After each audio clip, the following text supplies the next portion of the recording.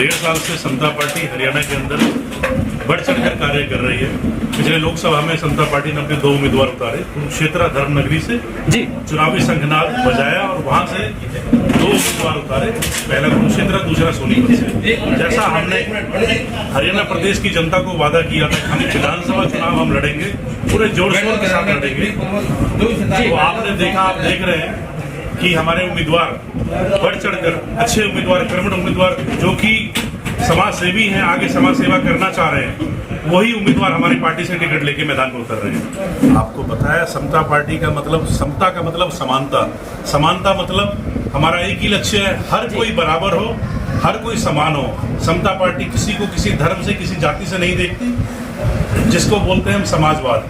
हमें सिर्फ समाजवाद और इंसानियत से हमें प्यार है, वही हमारा लक्ष्य है। आज हमने हरियाणा के 3 विधानसभा क्षेत्र से श्री रविदत्त भारद्वाज जी को, जो कि पूर्व सरपंच टीकरी ब्राह्मण से रह चुके हैं, उनको हमने समता पार्टी हरियाणा से टिकट दिया है उनको। साथ ही कुछ दिन पहले पलवल जिला कार्यालय पर श्री गोपाल दत्त शर्मा जी को हमने पलवल विधानसभा क्षेत्र से टिकट दिया है। जैसा मैंने आपसे पहले भी कहा कि अब जनता की आंखों पर पट्टी नहीं बंधी, जनता की बाजार हो चुकी है और जनता को ये पता है कि उनका भविष्य किसके हाथों में है, उनका भविष्य कौन संभालेगा, कौन लिखेगा।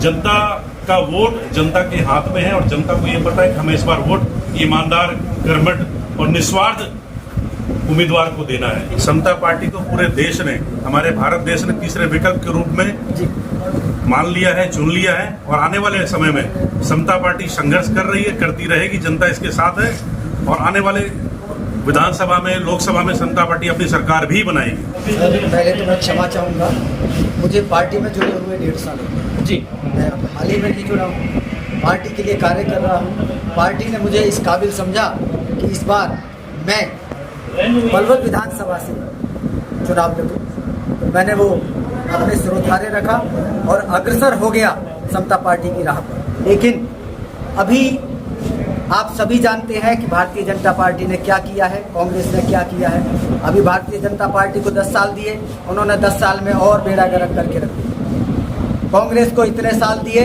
उन्होंने मंत्रिमंडल तक में रहे, लेकिन कोई विकास नहीं हुआ।